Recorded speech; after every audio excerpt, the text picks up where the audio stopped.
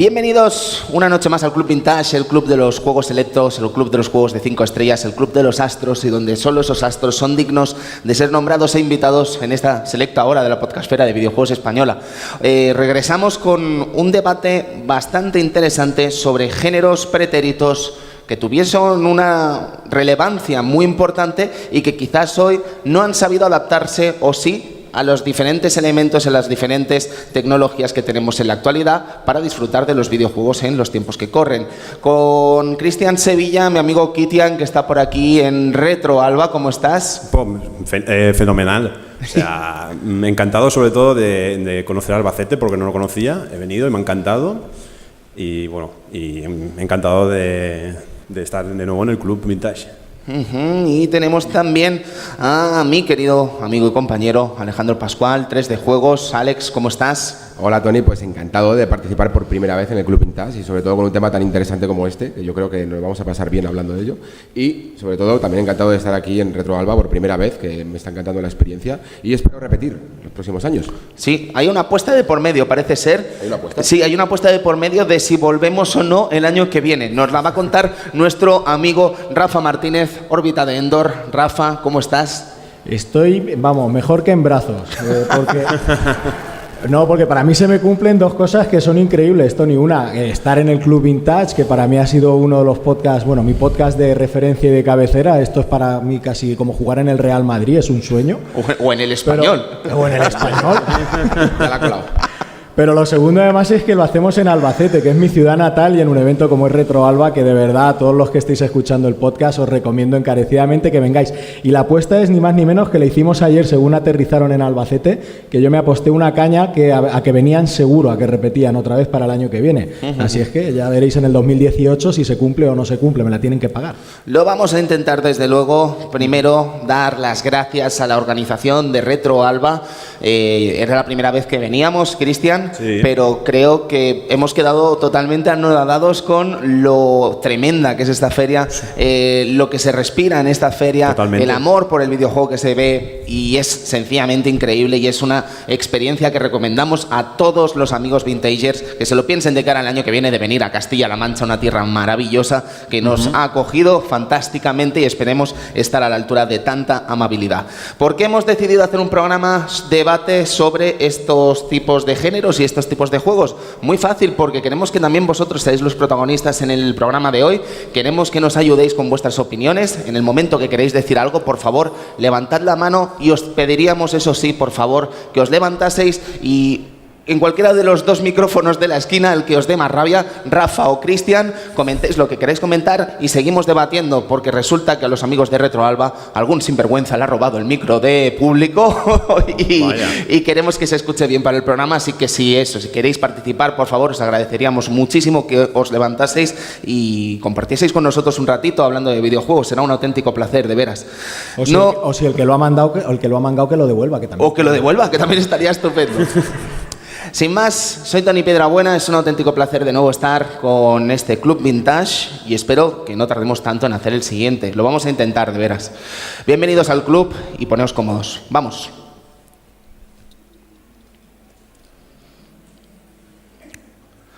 Vamos a comenzar explicando un poco en profundidad lo que pretendemos hacer en el día de hoy. Os comentábamos que el debate, como decíamos, es sobre géneros, cómo se han adaptado a lo largo del tiempo y cómo están actualmente algunos de los géneros más importantes, como decíamos, de 80, 90 y de la pasada década. ¿Cómo podríamos explicar de una forma gráfica este Club Vintage de hoy? Creo que sería muy fácil. Creo que podríamos plantearnos, imaginar un mundo dentro de 10 años en el que, por ejemplo, no hubiese FPS, no hubiesen juegos de shooter en primera persona, a que parecería algo imposible, a que parecería algo inimaginable dentro de 10 años, teniendo en cuenta que estamos hablando de uno de los géneros más populares de la actualidad.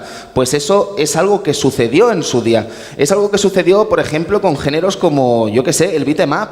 ¿Quién iba a imaginar en el año 95 con los grandísimos videojuegos, Alex, Cristian, Rafa, que teníamos de beat 'em up, de Yo contra Barrio a mediados de los 90? ¿Quién se iba a imaginar que en 2005 no iba a haber Sí, tú le dices a alguien en ese momento que dentro de 15 años no ibas a tener casi beatemaps y probablemente te mirarían de la misma forma que si ahora mismo le dices a alguien que no existirían FPS dentro de 15 años. Completamente loco. No sé, hay muchas cosas, hay muchas circunstancias a la hora de estas decisiones. Cristian, puede ser que nos hagamos grandes, que nos hagamos mayores, puede ser que nos cansemos de los géneros, pero sin duda resulta extraño ver cómo algunos géneros sí que se actualizan y saben sobrevivir y otros no lo hacen tanto. Sí, unos se quedan como, digamos, muertos. O sea, por algún motivo se mata a este tipo de géneros. Vamos a hablar de géneros muertos, vamos a hablar de géneros que no están muy vivos, o vamos a hablar directamente de géneros obsoletos, o puede que nada de todo lo anterior. Va a ser muy interesante ver punto por punto estos géneros que queremos revisar en el día de hoy y analizar qué ha pasado con cada uno de ellos. Los géneros que hemos seleccionado son el beat'em up, el yo contra el barrio de toda la vida, Rafa, Final Fight, Alien vs Predator. Siempre decimos Alien vs Predator, Alex. Tenemos juegos de lucha en los que Christian es un auténtico tomate, el King of Fighter, Street Fighter. Sí, ya lo has visto antes, ¿eh? Me ha pegado una en el Killer Instinct que ha sido demasiado. Luego tenemos juegos de disparos, lo que sería el clásico Contra, lo que sería el clásico Metal Slug. Tendríamos shoot'em up, juegos de naves, por supuesto. Tendríamos aventuras gráficas, un género que hoy está en boga, podríamos decir de alguna forma, pero con muchos cambios. También los vamos a ver a lo largo de esta próxima hora. JRPG. ¿Están como antes los JRPG, Alex? ¿Se han ido los JRPG? ¿Han vuelto en forma de chapa? Yo creo que sí, han vuelto en forma de chapa. Vamos a hablarlo también. Plataformas 3D. Y un género que no estaba en el debate y creo que Rafa no lo sabe hasta ahora. El comodín. Ha sido un random y ha aparecido antes de entrar por la sala. Cristian ha dicho... O sea, ha pasado literalmente hace 5 minutos esto. Cristian ha dicho, ¿y qué pasa con los juegos de música? ¿Dónde están? Rítmicos, musicales. Qué gran aportación, Cristian. Además, de última hora. Es muy interesante, de hecho, porque estamos en un momento en el que Activision ha intentado resucitar Guitar Hero con su Guitar Hero Live y Mad Catz ha intentado hacer lo propio con Rock Band. Al final han fracasado ambos. Veremos por qué. Bien, sin más, queríamos entrar en otro punto interesante sobre este debate. Insisto, micrófono abierto para el que quiera decir cualquier cosa. Estáis invitadísimos a participar.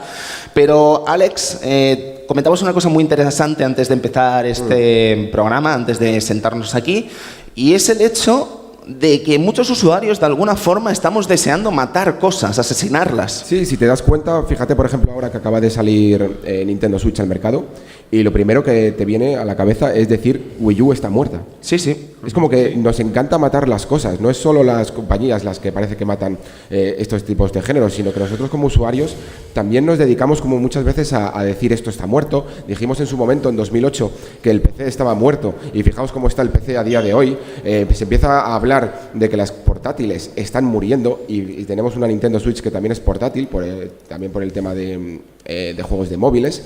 Y esto es algo que ocurre, ¿no? ¿Verdad? Entonces, Sí. el tema de la charla también, llamarlos géneros muertos, también es un poco entre comillas, precisamente por esto, ¿no? Por esta manía que tenemos de matarlas. Pues. Sí, cosas como el PC, Rafa, ¿no? Por ejemplo, Claro. ¿cuántas veces hemos matado el PC? ¿Cuántas veces hemos matado? Mira, yo quería más allá, antes de que se presentase lo que iba a ser Nintendo Switch, antes de que Nintendo nos mostrara el vídeo, con Wii U hubo mucha gente que mató a Nintendo directamente. Sí, o sea, sí, que, sí, que no se levantaba cabeza con Wii U, y Nintendo se ha demostrado algo a lo largo del tiempo, es que siempre está ahí. Yo creo que el videojuego casi avanza al ritmo que Nintendo quiere, porque después de GameCube, si nos olvidamos que parecía que no iba a poder competir en igualdad de condiciones con dos compañías muchísimo más grandes y poderosas como era Microsoft y Sony, y sin embargo apareció, bueno, primero los Pokémon, que fue lo que le salvó un poco de la quema, y Game Boy, y de pronto se saca de la manga Wii, que vale, a lo mejor a nivel de los que estéis aquí no os parezca una gran consola, pero fue un éxito rotundo de venta y metiendo a un amplio abanico de jugadores que hasta aquel momento ninguna de las compañías se lo había planteado.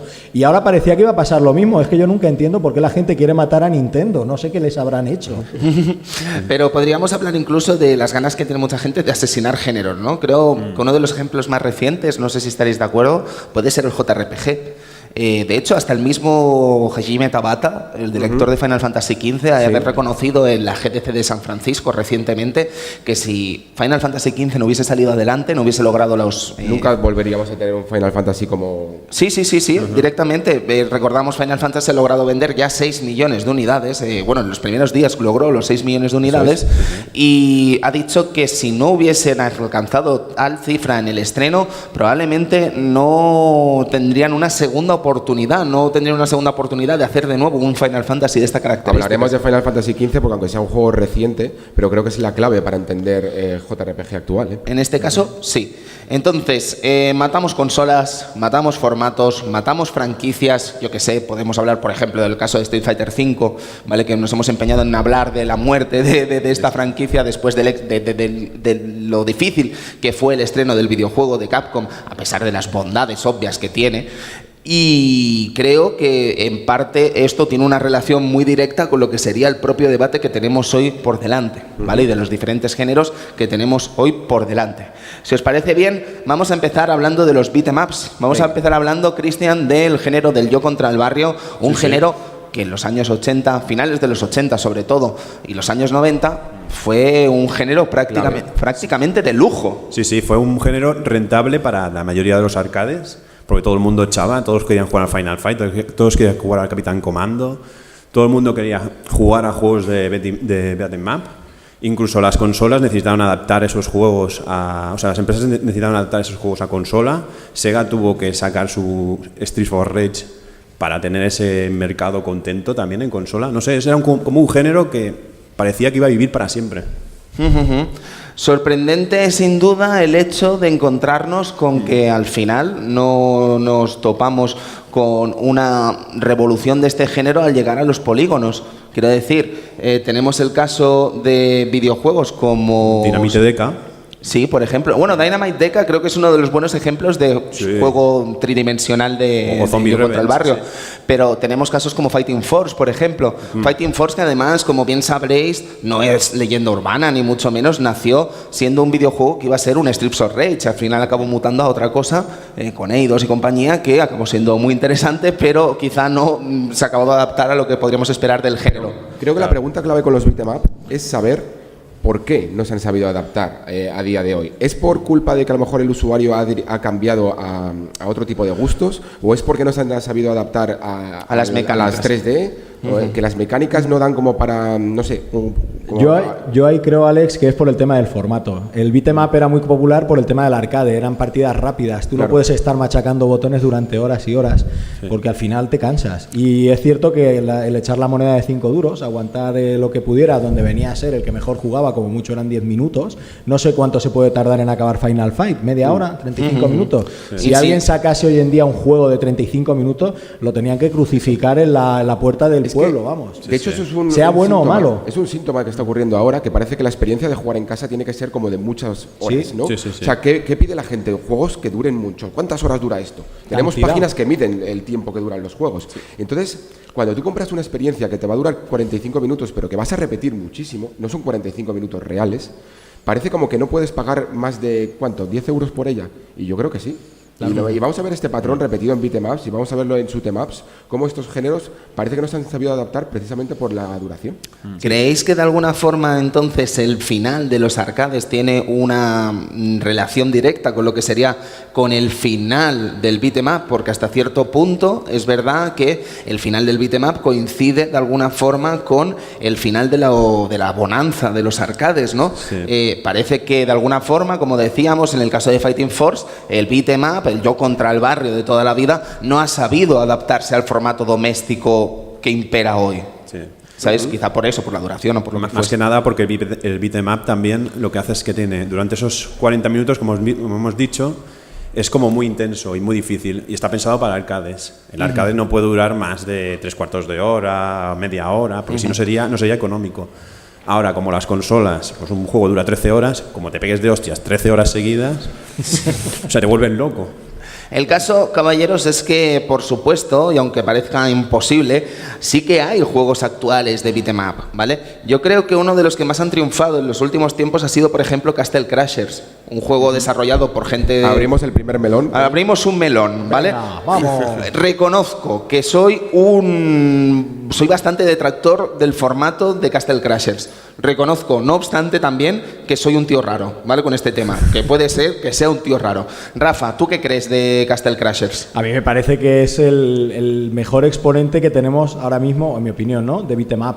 A mí sí me parece que es un buen juego y sí que también es verdad que incluye mecánicas un poquito más modernas, como es el hecho de ir mejorando al personaje poco a poco, ir metiéndole nuevos combos, pero es que haciendo la lista de los juegos cuando estábamos preparando el programa, realmente no se nos ocurrían muchos más, ¿no? Scott Pilgrim, y lo que me parece muy alucinante es que ha habido otros géneros que en el nicho del juego indie sí que han sido capaces de encontrar su hueco. Ahora hablaremos de algunos de ellos. Sin embargo, el beat'em up, por algún motivo, que te repito, yo creo que tiene algo que ver con el formato y con la duración, no hay ni siquiera estudios independientes que quieran apostar por esta fórmula y los que lo apuestan no terminan de hacerlo bien, que ese es el otro problema. Y aunque tampoco terminen de hacerlo bien o no, lo que presentan, por ejemplo, ahora han presentado el Double Dragon 4. Pues ya, la estética ya da a deber que es un juego que no va a tener el presupuesto que la gente pensaba que iba a tener, o no es como tendría que volver el Double Dragon 4. Y luego también está... Ojito con Double Dragon 4, la que se ha formado, tío. Qué decepcionante. O los River si realmente están rescatando el espíritu, porque aquí abrimos otro melón, si quieres, con Mother Russia Blitz. Sí. Que si tú lo ves puedes decir, vale, parece un beat'em up clásico, pero yo creo que no lo es. O sea, yo creo que no tiene exacta la esencia del beat'em up clásico. Creo que el personaje se mueve, por ejemplo, muy rápido, que no tiene como el ritmo. Y sin embargo, mucha gente lo esperaba. Era como en plan, el retorno del beat'em up, no sé qué, y es como en plan, aquí... lo que quiero decir sobre todo es que hay mucha esperanza de que regrese, y sin embargo creo que hay mucho juego desconocido del pasado, que a día de hoy no hace falta esperar a que salga Mother Russia Blitz para jugar a un beat'em up, que tienes un montón de juegos en el pasado que lo superan pero con creces y que probablemente no hayas jugado. Sí. O por ejemplo hay juegos como ahora la empresa Arc Systems está sacando los Kunio-kun, los River City Ransom, que es la misma saga pero la han querido diferenciar. Y están llegando a Steam nuevos, pero la gente los desconoce totalmente, o lo lleva como novedad y no sabe lo que es. La sensación que me da, hablando de Mother Russia Blitz, por ejemplo, y viendo las críticas y leyendo varios análisis de este juego, es que la nostalgia nos hace, de alguna forma, ser menos exigentes, ¿vale? Siempre. Creo que juegos como Mother Russia Blitz, las ganas que tenemos de acceder a un videojuego nostálgico, o un género nostálgico como el beat'em up, nos alegra tanto que nos hace obviar quizás sus defectos, ¿vale? Yo he llegado a escuchar, por ejemplo, a buenos amigos comentando es como volver a los salones recreativos, y dices, hostia, pues yo espero que si volviese a los salones recreativos no fuese para jugar a Mother Russia Blitz, ¿sabes? Sea para jugar, yo qué sé, Alien vs Predator, ¿sabes? O algunos otros títulos impresionantes de Capcom o Konami de la época, ¿sabes? Por centrarnos en las dos empresas más míticas. Pero luego abrimos el melón de los melones del beat'em up. Hack and Slash. Hack and Slash es una continuación, es un hijo bastardo del beat'em up en una noche loca con la acción. Para mí sí lo es. Para mí sí lo es. Yo creo que es, al final si analizamos, los beat'em up era eso, como su nombre indicaba, un yo contra el barrio. Eres un solo personaje al que vas a matar a cientos de enemigos, a miles. Además con tus puños, con armas no se suelen utilizar. Comiendo pollos sucios ahí. Exactamente, cogiendo hamburguesas del suelo y te las comes. Y chicles, y el chicle del Final Fight. Lo escupo y me lo como. Para mí no lo es, y haría una analogía con el multijugador, ¿no? Local. Tú te imaginas perfectísimamente un yo contra el barrio a dos jugadores o a más, ¿no? Sin embargo, ¿a que no te imaginas un hack and slash con dos jugadores? Si se puede hacer daño el uno al otro, como en los beat'em up buenos, entonces sí me lo imagino, ¿eh? No, eso es chiste. Porque era lo mejor de los beat'em up, si os acordáis, que era cuando te pegaba un puñetazo tu compañero y tú decías, te tengo yo que dar ahora a otro, porque tenemos que quedar en paz. Claro. O en el Double Dragon, que te partías la cara por la parienta, ¿sabes? ¿Y quién no ha terminado el Street of Rage? ¿Os imagináis la que se liaría ahora con el final del Double Dragon? ¿Te imaginas? Menudo melón. Eso sí que es un melón. Wow. Pero qué melón, colegas. Cuéntalo, porque hay mucha gente que no sabe cómo es el final del Double Dragon. Bueno, básicamente los hermanos Billy y Jimmy se pelean a muerte por Marion, ¿no? La mujer del creo que era de Billy. La cuestión es que, claro, el que vence es el que acaba quedándose con la parienta de con tu cuñada, vamos, quiero decir. Es muy fuerte, ¿sabes? Es en plan, jope, podrá elegir ella, ¿no? En todo caso, ¿sabes? No sé, es una cosa que está como muy desfasada, desde luego, muy desfasada y muy loca y muy de Warriors. Bien, creo que podemos llegar a un punto intermedio, Alex, Rafa y Cristian, no sé si estaréis de acuerdo, se me acaba de ocurrir ahora mismo. ¿Podríamos decir que de alguna forma el hack and slash es la evolución del beat'em up de cara al mercado doméstico? Quizá, yo creo que Sin sí. ser beat'em up, porque yo de verdad creo que no es beat'em up. Yo creo que sí, pero mira, por ejemplo, yo recuerdo Dragon's Crown, es un juego que salió para PlayStation Vita. Mucha gente lo vendió como era un beat'em up. No creo que fuera un beat'em up, ¿vale? En mi opinión. Y sin embargo, yo le veo más parecido a fijaros lo que voy a decir, a un God of War o a un Bayonetta. Yo le veo mucho más parecido con Final Fight del que le podamos ver a un Dragon's Crown, ¿no? O totalmente. este Nier, ¿no? Que está saliendo ahora en pantalla, ya veremos también luego cuando salga, porque no ha salido, pero al final es lo que el resumen, quitado que no te leas luego con tu cuñada, pero se trata de que vas tú solo contra un montón de enemigos, casi todos masillas, y tú eres mucho más poderoso que ellos, y la principal dificultad es que te atacan en grupos. Y luego ya sí, le han metido los combos, le meten un montón de cosas nuevas, pero sigue siendo como Hagar, eres un tío súper fuerte, súper troncho. Cristian, ¿qué opinas tú? Pues opino la verdad, o sea, lo mismo. Opino la verdad. Opino la verdad. Me he liado, ya me he hecho el Opino, lío. bravo. Me he liado. Opino lo mismo. Opino la verdad. Opino la verdad. Opino la verdad. Ya, ahí me he cubierto de gloria. ¿Cómo te echamos de menos, Kit? No, eso, disculpa, ¿qué opinas? Opino lo mismo, o sea, vale que ahora los brawlers, como antes, no se podían hacer, pero sí que en Bayonetta, por ejemplo, ves ese... Tú contra el barrio, que vale, que tienes pistolas, que tienes más ítems, que puedes hacer más cosas, magias, pero sí que tiene esa gracia de que es lo mismo, o más o menos es una adaptación, no sé, da impresión. ¿Tú no estás de acuerdo? No, porque yo cuando tienes juego... una cara de no estar de No, acuerdo. no estoy de acuerdo. Pero porque cuando pienso en un hack and slash pienso en hacer combos y en esquivar en el momento preciso, pero cuando pienso en un beat'em up pienso en cómo posicionarme bien, cómo distanciarme de ciertos enemigos que son en este momento peligrosos. Es como un poco más incluso estratégico, ¿no? Sí, estoy de acuerdo. Es que al final tampoco es que diga que esto es así. Estoy intentando buscar un punto en el que converjamos todos. Es un poco como Podemos ahora mismo, ¿no? Quiero decir, no estoy criticando a Podemos. Es una situación que se está dando en Podemos, ¿sabes? No soy sospechoso de. La cuestión, compañeros, creo que podemos pasar al siguiente género después de esta meada fuera de contexto. Sí, podemos hablar Entre que Cristian opina la verde y tú apoyas a Podemos, está quedando un programa guapísimo. Nos echabais de menos, ¿eh?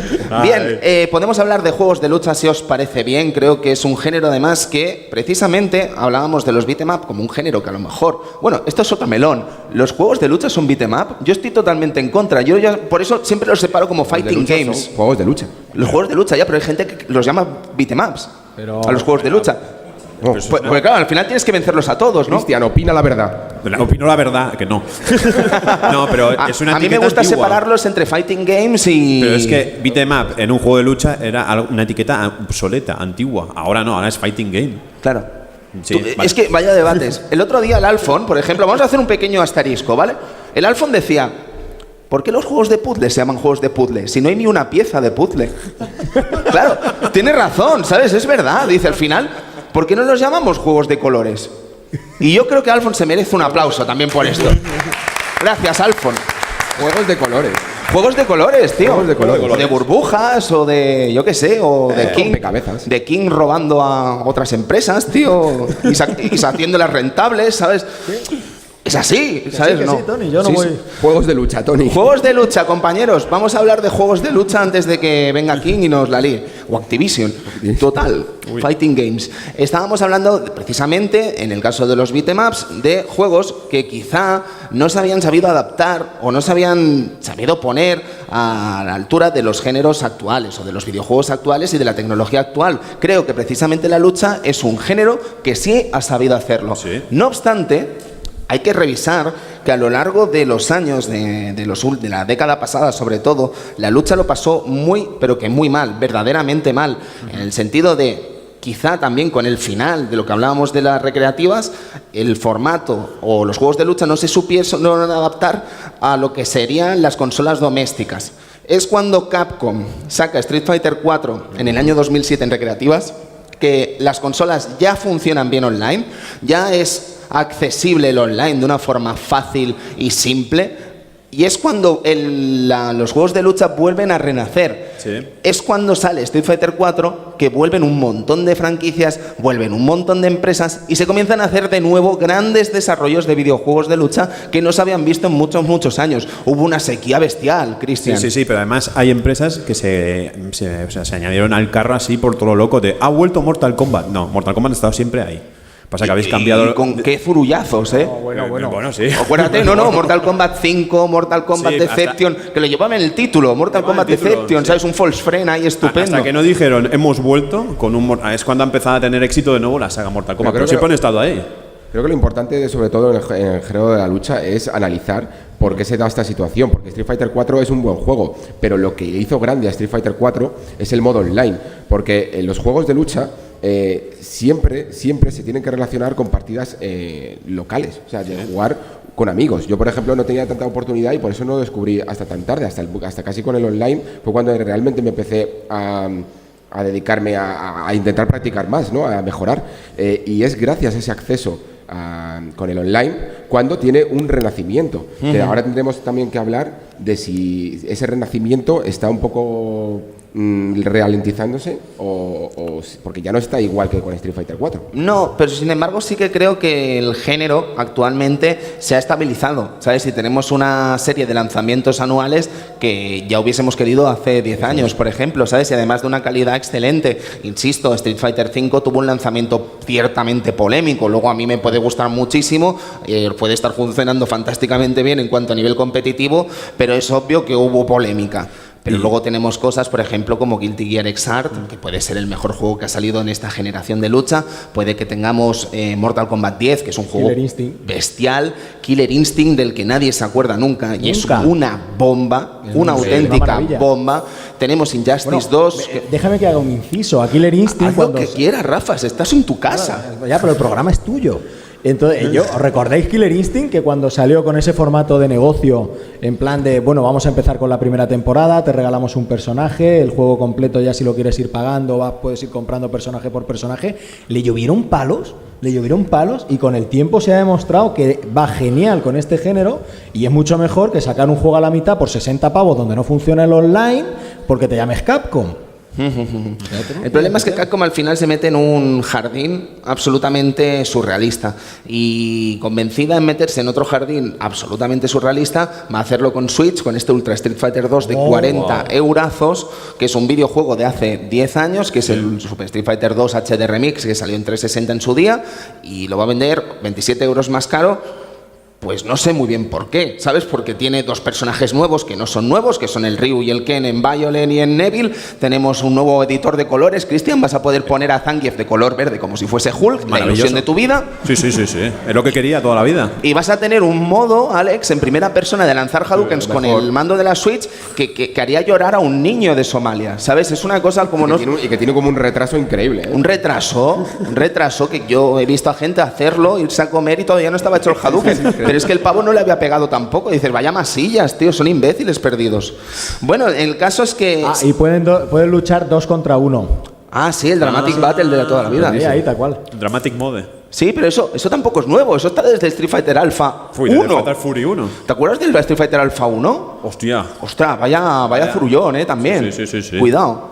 Bien, creo que es interesante hablar de lo que sería en los juegos de lucha, lo que ha supuesto los eSports, precisamente, lo que han supuesto la competición para este género. Estamos hablando de que Capcom, por ejemplo, está moviendo millones de dólares. Estamos hablando de que SNK que esa sí que ha vuelto y no en forma de chapa, le ha quitado el Playmore y todo al logo, es una cosa emocionante para cualquier fan de SNK, ha hecho su propio campeonato del mundo, el Evo sigue moviendo miles y miles de espectadores, se está dando en televisiones americanas, en la ESPN, nada más y nada menos, y creo que eso también ha ayudado de alguna forma a hacer más popular el género de la lucha, algo que prácticamente ninguno de los modos, ninguno de los géneros que vamos a revisar hoy ha tenido esa oportunidad, así que creo que era interesante también dejarlo patente que esto sucede y que tenemos una cosa muy curiosa con este género, el fighting game, que lejos de morir ha sabido, lejos de abonarse una muerte que parecía garantizada con el Capcom Fighting Jam en su día.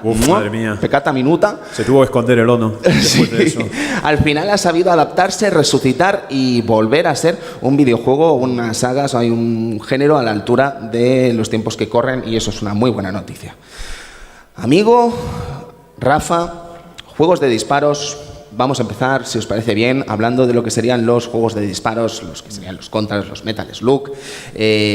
Alex, resulta un poco surrealista pensar que a pesar de que era un género tan querido en su momento y que teníamos videojuegos tan sumamente excelentes, quizá no se han sabido acomodar de alguna forma a la actualidad, pero luego te lo paras a revisar y resulta que sí hay juegos muy interesantes en este género que han pasado totalmente de inadvertidos. Sí, a mí lo que me resulta sobre todo curioso es que muchas veces pedimos cosas que ya tenemos, ¿no? Porque yo me he cansado de leer en redes sociales a gente pidiendo un nuevo Contra y es como en plan, ¿has jugado al último? Y el último me refiero a un juego como Hard Corps Uprising, que no sé si lo podréis ver ahora en vídeo, que es precioso y que es un Contra.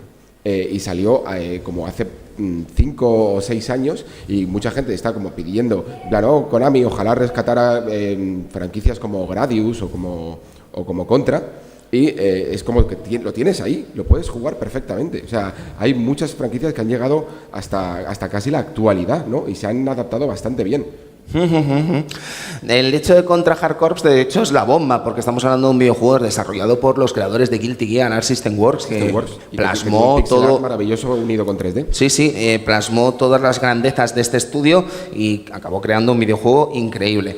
Luego tenemos otros ejemplos, de hecho en Retro Barcelona, en el debate que hicimos, porque os recuerdo que desgraciadamente no pudimos grabar el programa, hablamos un poco del juego Guns Gorean Cannoli, ¿te acuerdas, Cristian?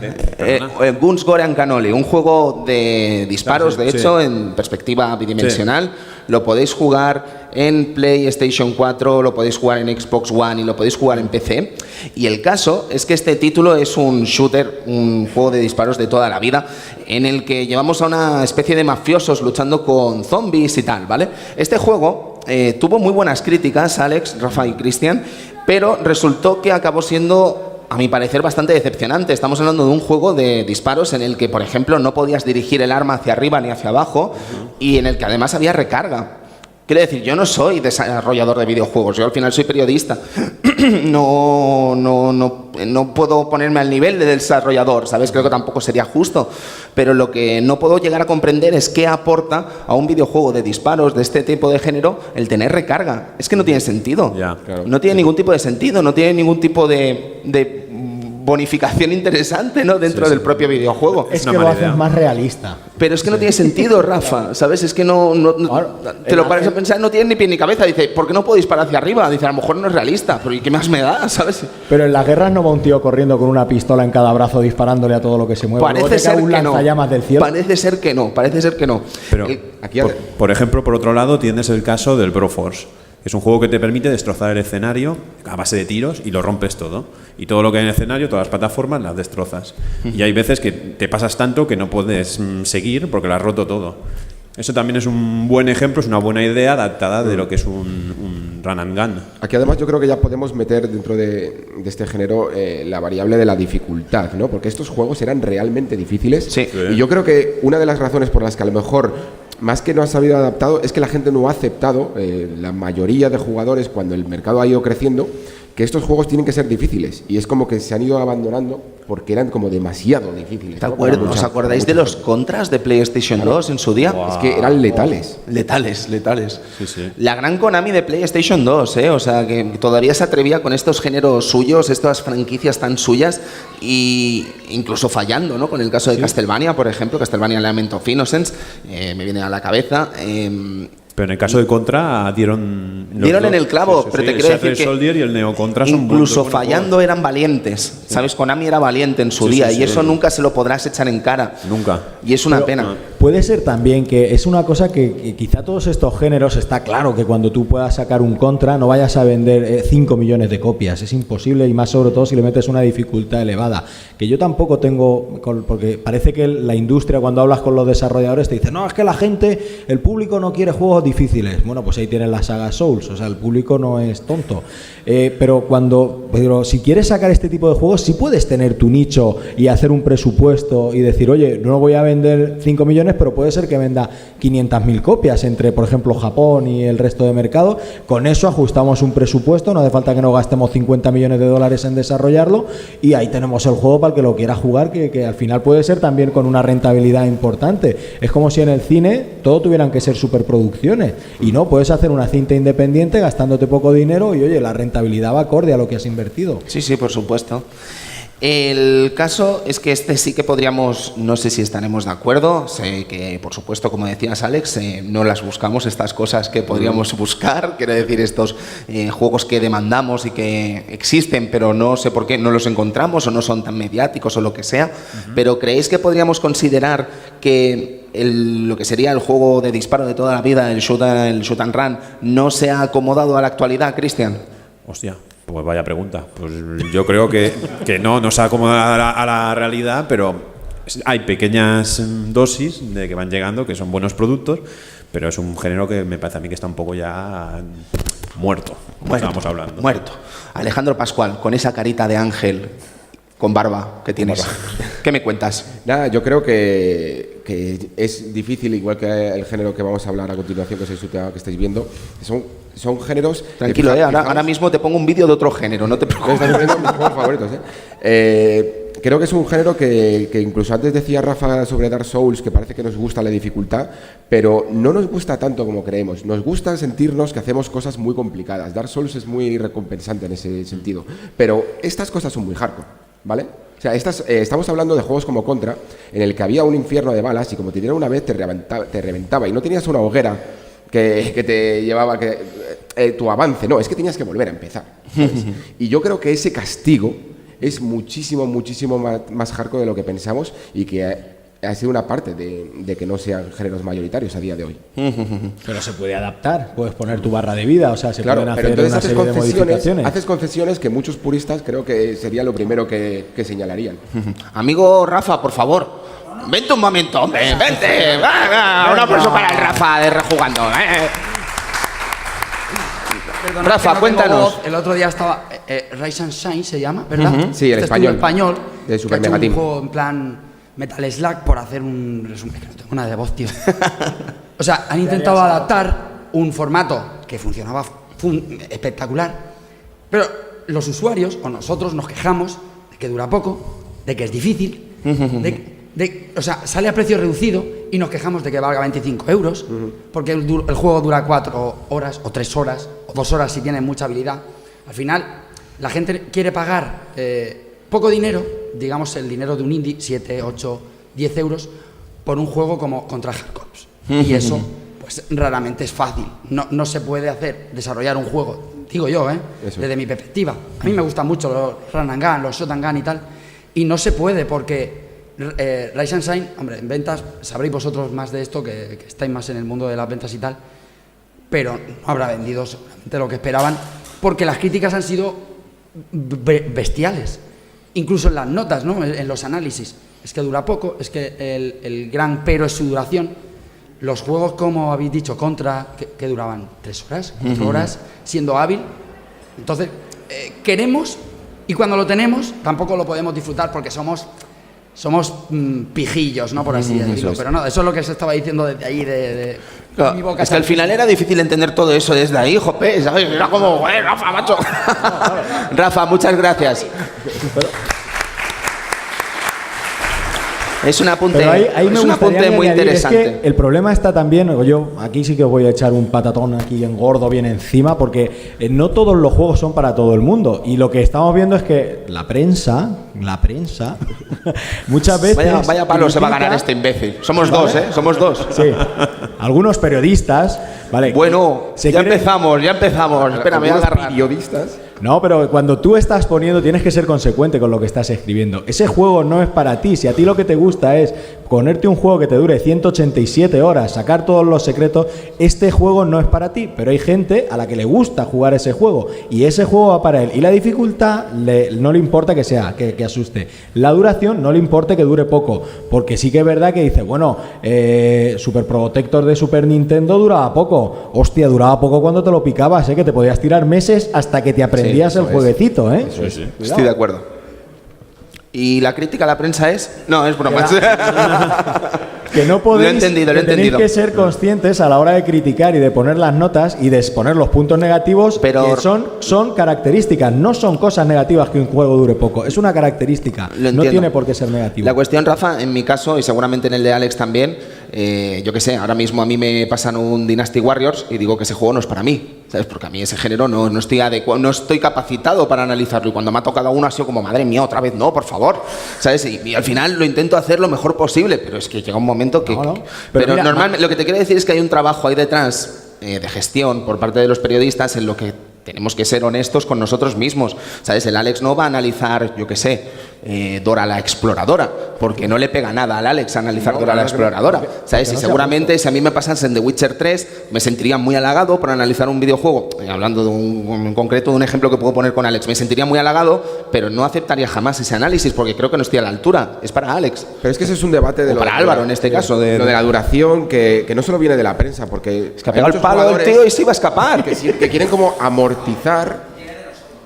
Claro, jugadores que quieren como amortizar, en plan, mira, me voy a gastar 60 euros y necesito un juego que me dure mucho tiempo hasta que me pueda comprar otro, ¿no? Y es esa sensación de amortizar que creen que a lo mejor con un juego como Thunder Force creo que dura la partida entera 43 minutos, 45 minutos. Pero aprenderte todos los patrones de Thunder Force 4 es muy complicado y puede darte para perfectamente más de 20 horas. Claro. Sí, mira, yo recuerdo ahora mismo que no lo hemos puesto, pero una especie de run and gun que podríamos hablar es Maldita Castilla, que se ha reeditado ahora para la PlayStation Store. Y ¿Te parece Xbox un run Live. and gun, Maldita Castilla? No es un run and gun, pero vale, no es un run and gun, no me parece y no lo es, pero sí que también es un juego que si tú te lo pasas de golpe dices, joder, es que es corto. Bueno, es corto, macho, échale horas hasta que te lo aprendas y que te lo pases como Dios manda, con todos los secretos. Y se le ha criticado muchas veces, también estoy de acuerdo en que no es solo la prensa, son los usuarios, pero bueno, lo mismo, es que cada juego tiene su usuario. Yo creo que la prensa lo que sí que tiene que hacer es enseñar Sí. que las prioridades no tienen por qué ser esas, que puede haber juegos que parezcan cortos y que te pueden dar igual de disfrute y de duración que uno más largo. Nuestro trabajo tiene que ser también un poco didáctico en ese sentido. Claro. Conclusión. Y los podcasts. Conclusión, Maganto. Vete de aquí, que entra Rafa, y ya está acabado.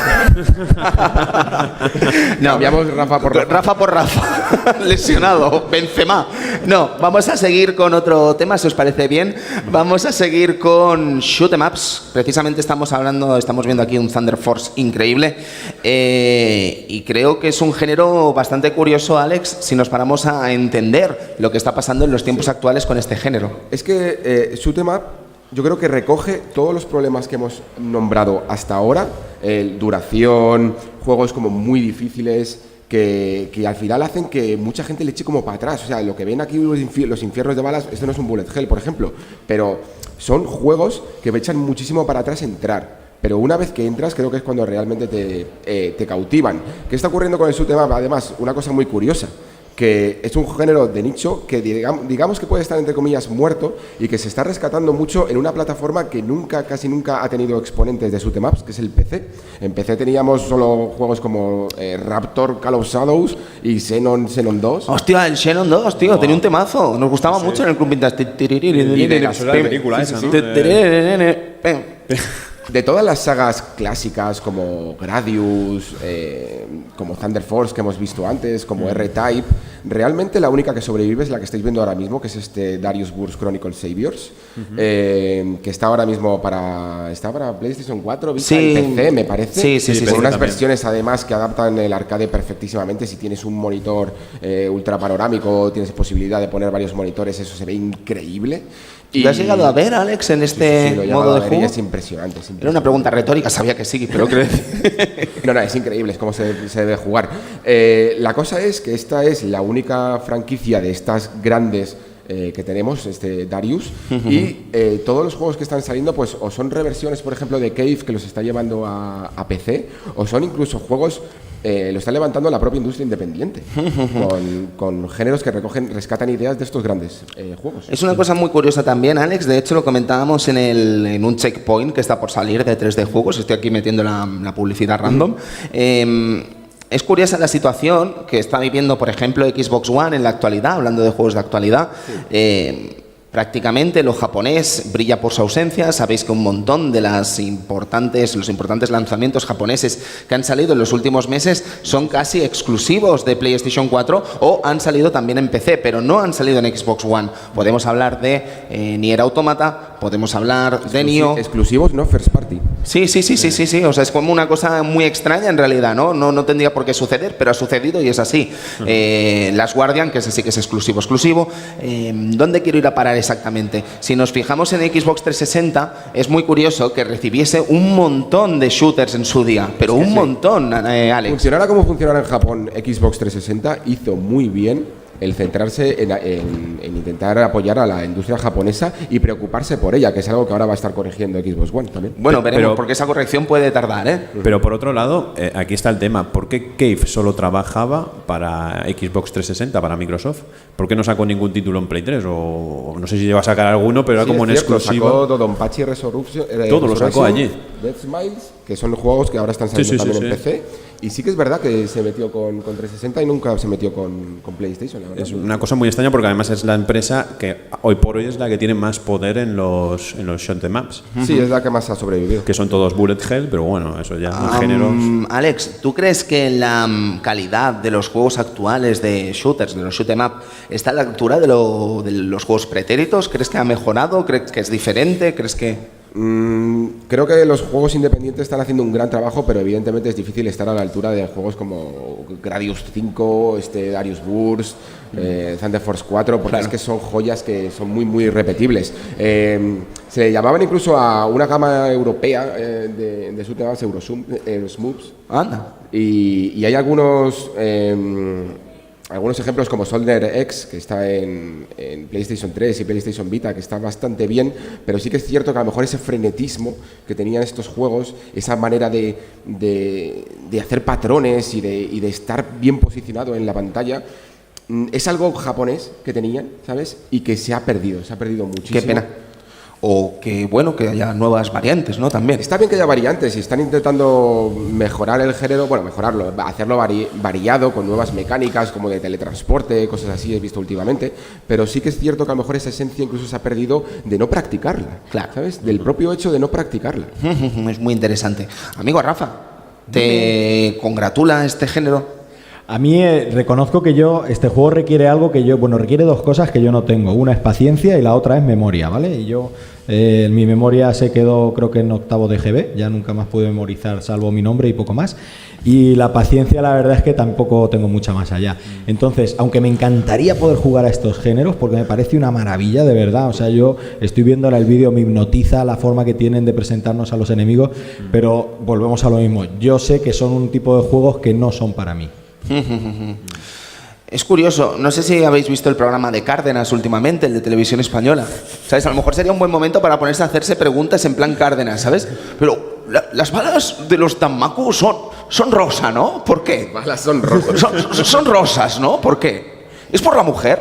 Para que se vean mejor. en pantalla. Sí, claro. El otro día estaban hablando de vídeos así como en plan simpáticos y tal, de risa, o sea, era una cosa muy extraña, perdón por el paréntesis, es que tengo que contároslo, ¿vale? Estaban hablando de cosas de risa y tal, ¿sabes? Jiji, mira, que hostia se ha pegado, jaja. Y dice, ahora vamos a hablar de la muerte de un asno, ¿vale? Y era una especie de un pobre burrito, ¿vale? Que estaba en el suelo, que estaba falleciendo, y el resto de burritos pues se acercaban en plan llorando y tal, y dices... No entiendo el guionista de esto. Estaba riéndome hace 30 segundos, tío. Esto no me hace ninguna... Es que a ellos tampoco les hacía gracia, claro, pero era como... Qué cortada de rollo, ¿no? Como la que os acabo de pegar, ¿has visto? Qué curioso. Mira, Soy un mira, poco Tony, Cárdenas. Mira, Tony, qué joya la que estamos poniendo, este Gradius 5 hecho por Treasure. Que es, yo creo, un modelo que podría haber funcionado muy bien. El a lo mejor dejar a otras compañías, si con la propia Konami ya no quería hacer Gradius, hacer estos juegos, y llegaron a hacer uno de los mejores shoot 'em ups de la historia. Es que todo lo que tocaba Treasure en este género también es oro, ¿eh? Algo que, por ejemplo, está ocurriendo con Nier Automata, que es la segunda mención y no la última de este programa, dejándoselo a Platinum, porque tienen un buen concepto, pero necesitan una compañía que lo desarrolle. Claro. Konami Mira ¿ha Scalebound. hecho un pachinko de Gradius, Konami? ¿No? Un pachinko de Pues sí, Gradius, ¿no? porque Es es lo muy que probable seguro que- que entonces sí le mola la Es muy franquicia. probable que lo exista. A ver, pero tú piensas, Rafa, que si ha sacado un pachinko de Silent Hill, de que no puede sacar pachinko. Sí. Claro, es que todo se acomoda entonces, ¿no? Claro. ¿Qué mundo el del pachinko? Se rumorea que hay un pachinko de callejeros también. De callejeros viajeros, ¿sabes? Ostras, pues de hecho, el otro día me acordaba yo de Alicante viendo la peli esta de Criando Ratas, ¿sabes? Se podría hacer un buen pachinko ahí en Criando Mira, Ratas, tío. pachinko criando ratas. Sí, muy curioso. Chicos, pasamos al siguiente tema, pasamos a hablar de las aventuras gráficas, si os parece bien. Un género bastante curioso en muchos sentidos. Curioso porque además se ha puesto muy de moda en estos últimos años, o si queréis o preferís, podríamos decir que se ha convertido en un referente de cosas como el Kickstarter, el primer gran Kickstarter, el que se hizo famoso, no el de Arcadia Gamers y el Club Vintage, sino Broken Age, ¿vale? Ya sabéis que era una aventura gráfica que al final no acabó siendo quizá lo que los amantes del género, no mi caso, esperaban, Alex. Pero... con Broken Age, además, lo que pasó es que yo me lo recuerdo como que Tim Schafer dijo que iba a hacer una aventura clásica. Sí. Pero clásica en el sentido, vamos, o sea... Sí, continuará, seguiremos hablando de eso, pero... Ahí os dejo el... Sí, primero, un momento, ¿vale? Pero, ¿se han readaptado las aventuras gráficas a otra cosa?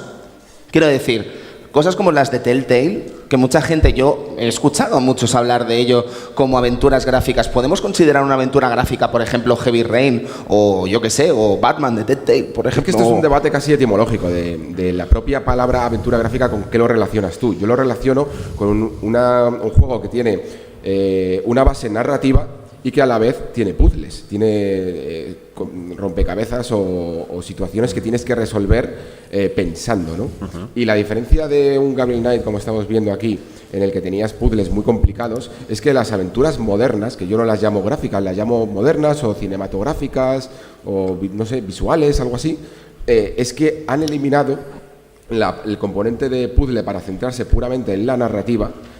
Y es un poco lo que hablábamos con los otros géneros, ¿no? Los otros géneros era como en plan, es demasiado difícil, son cortos, es que son como muy de nicho, no sé qué. En las aventuras gráficas habría ocurrido lo mismo, habría ocurrido exactamente lo mismo, pero al quitar el puzzle de la ecuación, que es como que a la gente no quería pensar, se ha convertido en este género nuevo. Uh-huh. A mí me da pena porque a mí me gustaban las aventuras gráficas tradicionales, también disfruto de las modernas, pero creo que se ha perdido la esencia y que por lo tanto no es lo mismo una aventura gráfica tradicional con puzzles que una aventura de Walking Dead o de Heavy Rain, como hemos visto. Claro. Yo, fíjate, de todos los géneros que hemos estado hablando y de los que nos quedan por hablar, para mí este sí que está muerto. O sea, la aventura gráfica tradicional, tipo Monkey Island o lo que hacía Sierra en su época, sí que yo lo veo imposible que reviva. Porque lo que estamos viendo ahora, lo que comentabais antes, Heavy Rain, los juegos de Telltale, esos yo creo que no son aventuras gráficas. O sea, que los hack and slash sí son beat'em up, pero estos juegos no son aventuras gráficas. Esto sí, para mí sí que es otra liga. O sea, no es como la película de Tarantino. Joder, no es ni el puto mismo deporte. Has quedado retratado. A ver, yo sí que estoy de acuerdo con que la aventura gráfica jamás va a volver a tener una edad de oro como en la época de LucasArts y Sierra. Eso estoy completamente de acuerdo. Mira, tenemos una pregunta. Sí, sí. O aportación. ¿Aportación? Sí. Pues yo creo que sois unos imbéciles. No puede hacerlo porque es de Retroalba, ¿sabes? O sea que no tenéis ni idea y se pira, ¿sabes? Caballero. No os asustéis porque es murciano, ¿vale? Entonces el acento lo mismo ahí. ¿Qué tal, amigo? Se me va a escapar un Nacho, ya lo digo. Bueno, quisiera decir que sí, que es verdad que las aventuras gráficas ya no son lo que eran, pero hay pequeñas excepciones. Sí, yo las voy a nombrar también ahora y tenemos alguna aquí de vídeo. Porque, por ejemplo, está Randall Monday.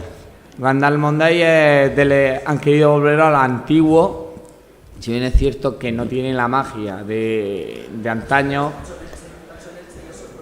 Está hecho en Elche. Pero sí es verdad que sí, no en la época dorada, pero obviamente a mí algo tiene su miguilla, porque no es el Indiana Jones o no es los Sam & Max, pero sí tiene su cosa, porque también están los Hollywood Monsters. Sacaron hace 4 o 5 años un segundo Hollywood Monster que también tenía su cosa, pero algo hay. No está totalmente muerto. Péndulo, perdonad, es que yo no soy un experto de aventuras gráficas, me vais a disculpar, pero ¿no sacó Péndulo hace poco una nueva continuación de Getaway? ¿De Getaway de Runaway?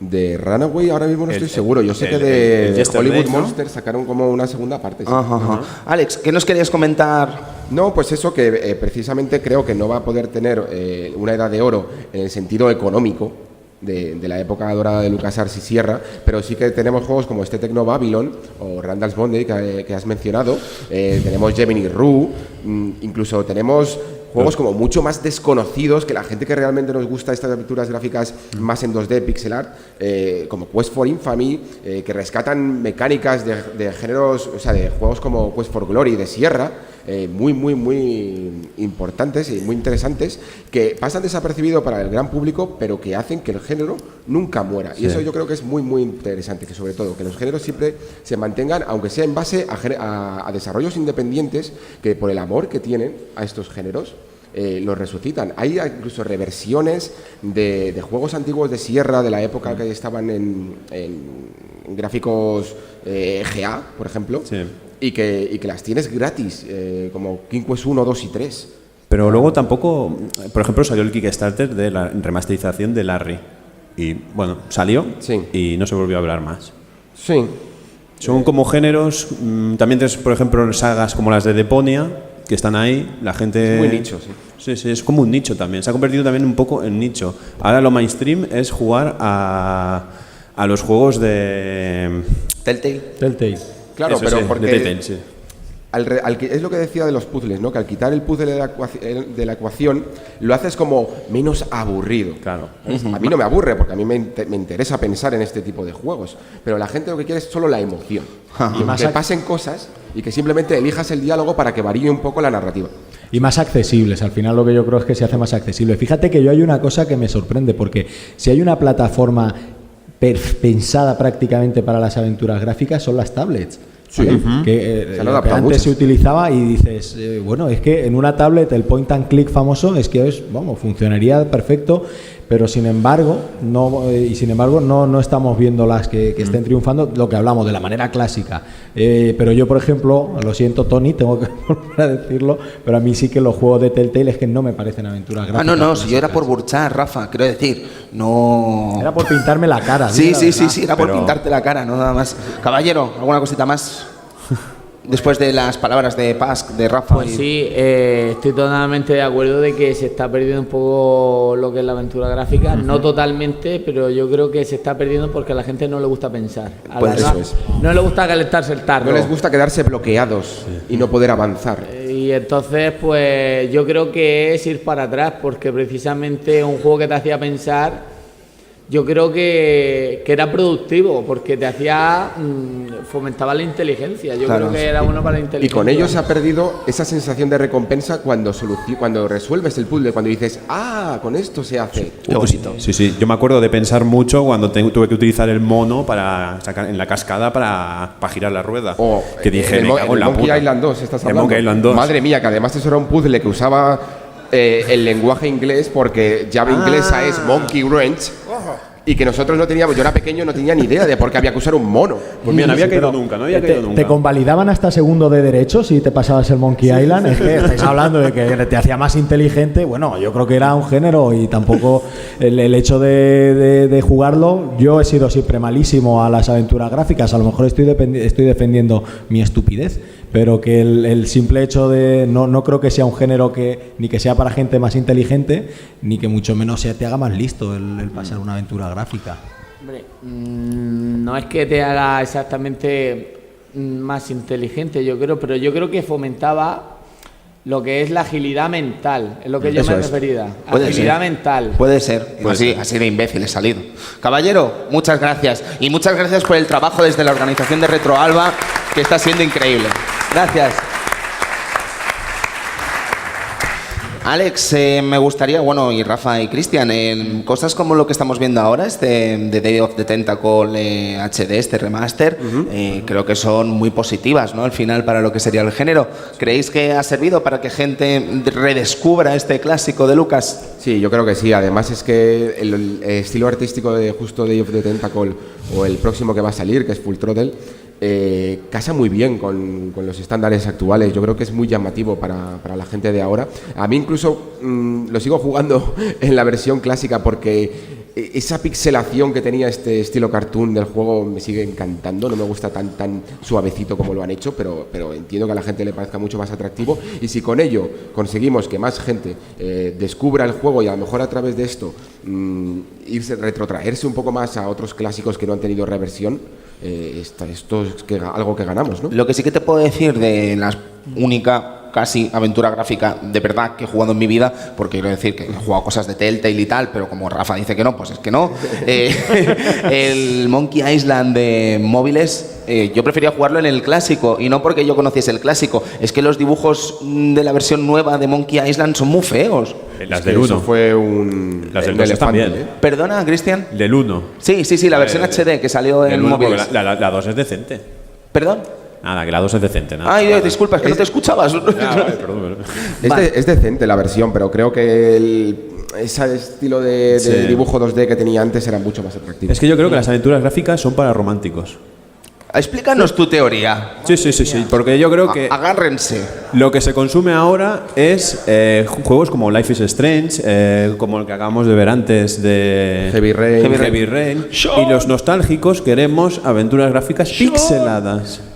Los románticos queremos eso. Pero general también creo que somos todos un pequeño nicho para las empresas. Románticos inteligentes, que no son. Bueno, románticos géneros, inteligentes. todos Somos los lo géneros mejor, que estamos tratando hoy creo que son románticos. Y de gente inteligente y guapa. A ver, ¿votos a favor? Sí. Sí, mayoría absoluta. Bravo. Sí. Así sí. Bien, ¿os parece si hacemos un nuevo salto? Bueno, me gustaría preguntarte otra cosa, Alex, como fanboy de Sierra que eres, con todo el cariño del mundo, pero lo que serían estos nuevos lanzamientos de Sierra, estos nuevos King Quest, quiero decir, Sí. al final se adaptan más al hecho de lo que serían el género actual, entre comillas. Sí, King Quest se ha quedado como a medio camino. O sea, Ajá. no es una aventura cinematográfica, pero tampoco es una aventura clásica de Sierra. La han respetado mucho, yo creo que han hecho un gran trabajo. Además tiene un valor didáctico, sobre todo para niños, increíble lo que han hecho con este juego. Pero sí que es cierto que hace ciertas concesiones a la hora de puzzles y por supuesto no tiene esos caminos sin salida que tenía Sierra, que era muy famosa por ellos. Intenta facilitar algunas cosas al jugador, pero creo que también a través de los valores que aporta este juego han hecho un gran trabajo. Evidentemente, yo como clásico sigo prefiriendo incluso obras que aunque no tengan el nombre de X Quest, Space Quest, King Quest o Quest for Glory, sí que evocan este tipo de juegos como los que he mencionado antes, Quest for Infamy o Heroines Quest, que sí que son juegos que realmente son casi calcos de lo que hacía Sierra en su momento. Magnífico, pues ahora sí que si os parece bien vamos a dar el salto al JRPG. JRPG, precisamente, estamos en un momento creo que bueno, porque acaba de salir Final Fantasy XV, que ha sido un auténtico éxito, pero también es mejor aún si cabe porque estamos a las puertas del lanzamiento de todo un Persona 5, ¿vale? Y por supuesto hemos tenido muchos títulos últimamente que quizá hayan pasado algo desapercibidos, puede ser, pero precisamente también queríamos hablar un poco de eso. creemos, o Alex cree, sobre todo, porque es el que creo que va a hablar más ahora mismo en este género, que el JRPG nunca ha muerto. ¿Tú qué opinas, Alex? No, el JRPG nunca ha muerto, siempre ha estado ahí. Lo que pasa es que ha tenido momentos muy álgidos, ¿no? Sí. Que todos recordamos, 90s. evidentemente, los 90s. Y ha tenido momentos quizá un poco más bajos en la anterior generación. En la anterior generación a lo mejor no dio tantas obras, aunque al final si te pones a buscar sí que hay algunas, como en la época clásica. Eso que sí que creo es que ahora ha resurgido y de una manera muy interesante, porque lo que ocurre con Final Fantasy XV, si os dais cuenta, es que Final Fantasy XV es el único JRPG que existe a día de hoy que se le puede llamar AAA. O sea, es el único juego de valores de producción locas. Cuando juegos como Final Fantasy VII, muchos otros, los valores de producción que manejaban eran todos altísimos. Sí, claro.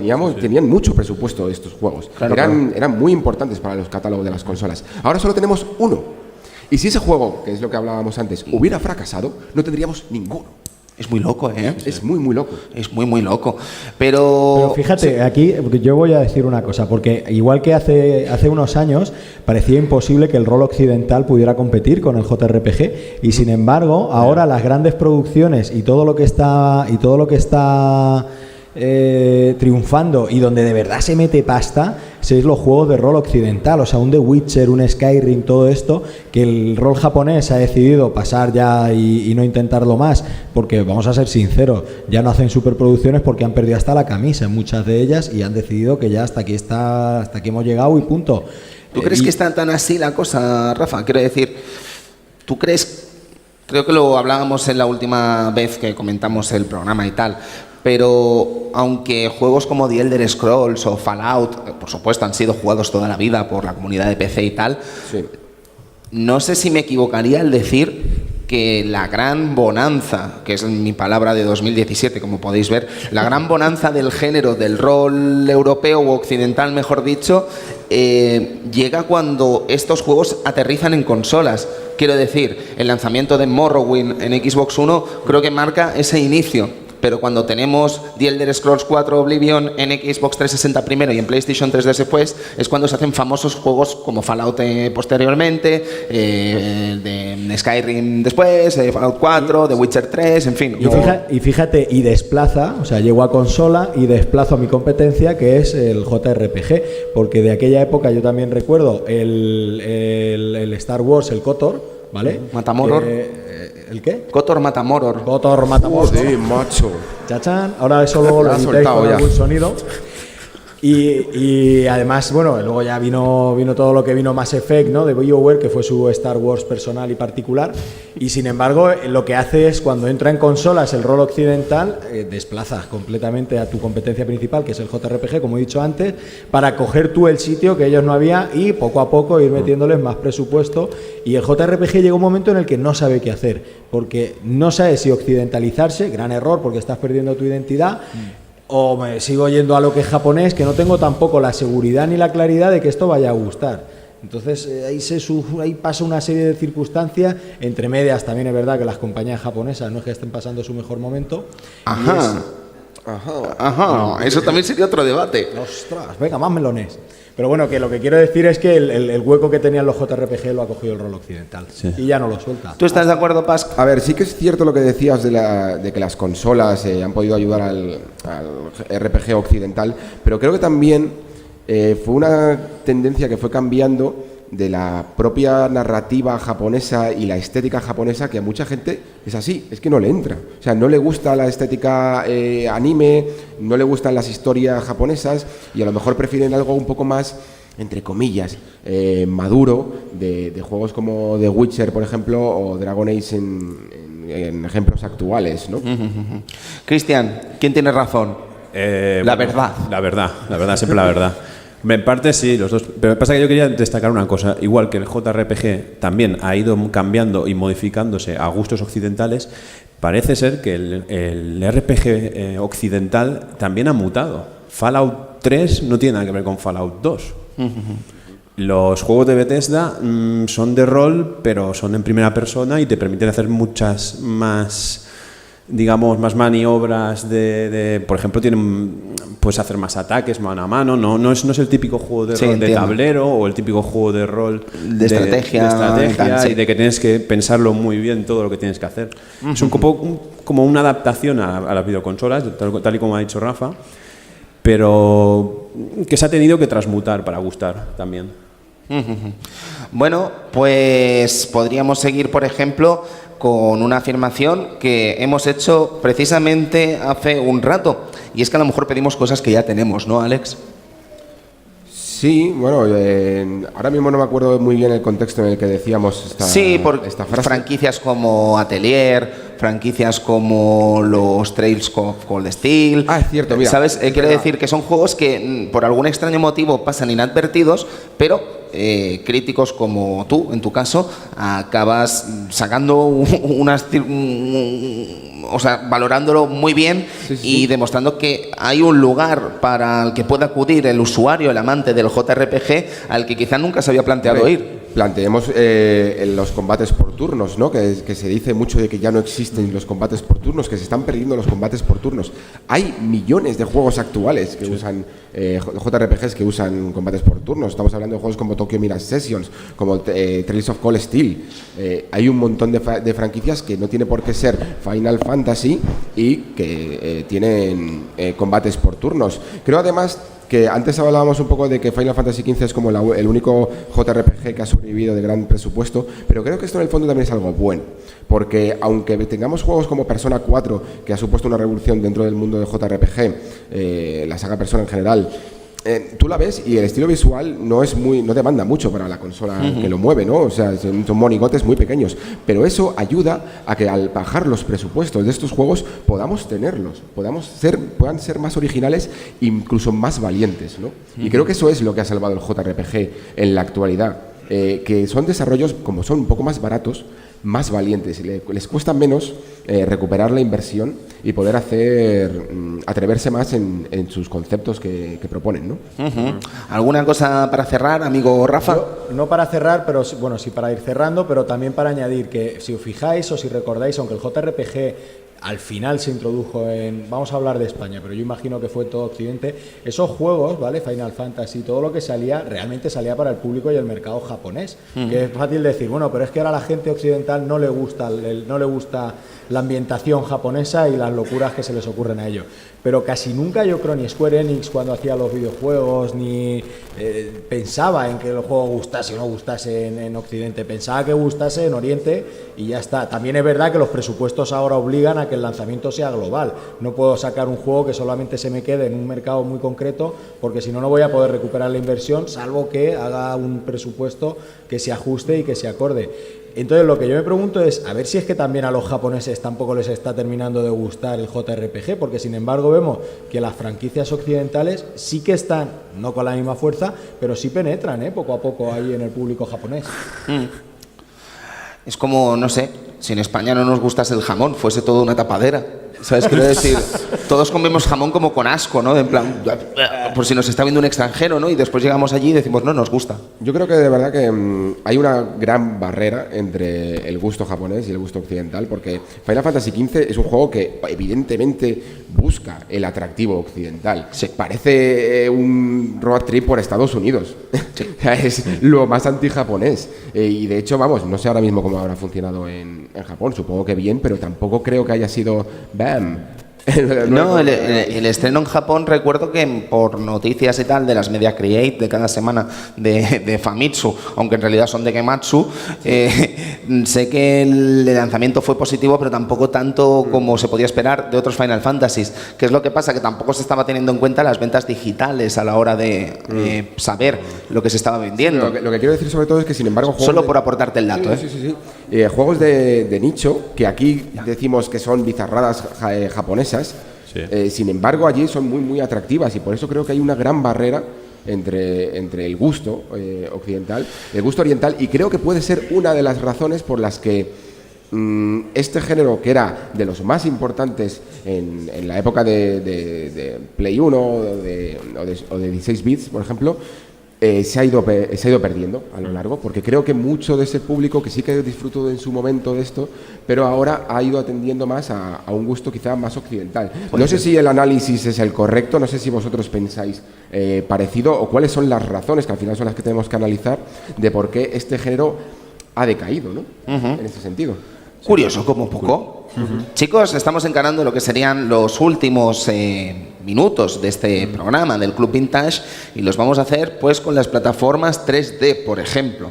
Plataformas 3D, que es un género pues bastante complicado, si nos lo paramos a pensar. Pensamos que es un género que siempre ha estado dominado por criaturitas felices, dando saltitos y corriendo mucho, pero a la hora de la verdad es un género bastante dramático en el sentido de que no todo el mundo acaba haciendo estos videojuegos bien. Estamos viendo un monstruo, un auténtico monstruo de la historia del videojuego como es Mario 64, que es una producción irrepetible, probablemente, irrepetible. Y también podríamos decir que fue una de las primeras que realmente sentó las bases de este género. Quiero decir, pasa muy pocas veces que el primer juego de un género o un subgénero sienta las bases y se convierte en la cátedra insuperable del propio género. Creo que solo Marios que han ido saliendo posteriormente, hablo de Galaxy 1, Galaxy 2 y 3D World, son casi los que han podido discutir el trono. Luego algunas obras de Rare, yo que sé, Banjo-Kazooie, Banjo-Tooie, en su momento. Vamos a ver qué pasa con el nuevo Yooka-Laylee. Pero, y dejando de lado los Jak and Dexter, los Ratchet and Clank de PlayStation 2, pues tampoco os creéis que se han hecho tantos juegos buenos en 3D. Y en la actualidad tampoco es que tengamos tantos juegos buenos en 3D. Creo que es inevitable pensar en nuestro querido Sonic, ¿no? Y sus aventuras tridimensionales que han hecho llorar a niños en todo el mundo. ¿Has probado jugar un Sonic ahora? ¿Perdona? ¿Has probado jugar algún Sonic de hace 10 años ahora? Que sale corriendo y se va del escenario y no lo puedes sé, controlar. pero lo que más me sorprende de Sonic, Cristian, más allá de las filias extrañas que hay por internet, es el hecho del éxito continuo que tiene el personaje entre la chavalada. Es una cosa increíble. Ya no se trata de las series nuevas como Sonic Boom, que la serie de dibujos parece que está bien, ¿sabes? Y además está gustando entre los niños, o sea que sería una cosa buena, ¿no? Pero es sorprendente que el personaje nunca pase de moda. No, es un producto efectivo, es el Mickey Mouse de las consolas. O de Sega, vamos a dejarlo de Sega mejor que... No, de Sega, es el Mickey Mouse de Sega, ¿no? Pero me vengo a referir que sus juegos pueden gustar o no gustar, pero sí que es verdad que la calidad baja mucho. Pero ahí está el personaje vende. Para mí las plataformas 3D, y no sé si estaréis de acuerdo, me parece un género engañoso en el sentido de lo exigente que es. Y veo un paralelismo con un subgénero como los juegos de Cars. Los juegos de Cars es un género mega exigente. Es un género que no todo el mundo es capaz de hacer buenos videojuegos. Parecen cosas simples, parecen en plan juegos de humor, con personajes caricaturescos y tal, pero cualquier Mario Kart es un videojuego realizado con una exigencia jugable en mente sencillamente bestial, pero muy pocos han sabido estar a esa altura. Se me ocurre, yo que sé, Konami Crazy Racers en Game Boy Advance, por ejemplo. Se me ocurre el Crash. Excelente Crash Team Racing. Excelente Crash Team Racing. Pero fíjate, Sega All Star. Claro, y fíjate que ninguna de las continuaciones de Crash Team Racing fue capaz de estar a la altura del primer Crash Team Racing. Luego Mod Nation Racers creo que se fue bastante injusto con ese juego porque planteaba unas mecánicas muy interesantes, aunque desgraciadamente tenía unas cargas que te daba tiempo de... Está muy olvidado el Mod Nation Racer. Sí, no, es una batalla personal mía que llevo luchando desde 2007 más o menos. Soy un tío rencoroso. Tú dale de tiempo que te dirá el Wacky Wheels y ya... El Wacky Wheels. Los peceros como yo que no teníamos en ese momento Nintendo, no teníamos otra cosa que jugar que el Wacky Wheels, que nos teníamos que conformar con él y le cogimos muchísimo cariño por eso. Yo creo de todas maneras, Tony, que a lo mejor es que Nintendo en estos géneros es tan buena que es que los demás no se atreven a plantarles cara, ¿no? Pasa un poco como en los juegos deportivos, ¿no? Del NBA 2K, es que dices, es que no puedo claro, hacerlo es que mejor voy a aportar, ¿no? Y por lo tanto no sé si voy a ser capaz de igualarlo, pero hay algo curioso porque Nintendo solo vende en Nintendo y además no sale para otras consolas y a mí me llama la atención que no haya alguien que saque videojuegos tipo como Mario Kart para PlayStation y para Xbox. Lo intentaron, si recordáis, los que hacían Project Gotham Racing con el juego Blur. que se llama Blur. Que es un juegazo, ya lo digo. Es un juegazo, pero no deja de ser un Mario Kart con coches más Fue reales. un fracaso, yo creo, también porque Activision cerró no el estudio. O sea, no es que fracasara, es que acabó cerrando el no lo estudio. apoyó. ¿Puedo hacer un paréntesis? Esto que estamos viendo ahora mismo es más un juego de puzzle. Según los baremos del Alphon, es más un juego de puzzle que cualquier juego de puzzle de verdad. Porque había un puzzle, ¿lo habéis visto? Mira, un puzzle. Alphon. Mario 64 es un juego de puzzle. ¡Bravo! Increíble. ¡Wow! Bueno, estábamos hablando de las plataformas antes de que se nos vaya la olla. Y creo que es eso. Es muy complicado hacer estos juegos y tuve una experiencia muy curiosa con este género hace unos meses en Zaragoza con un desarrollador independiente.